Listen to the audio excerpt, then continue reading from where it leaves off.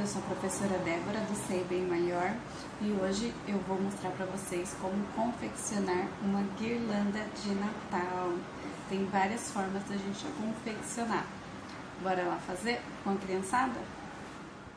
Nós vamos precisar de elementos da natureza, pode ser folhas, galhos, flores, folhas coloridas.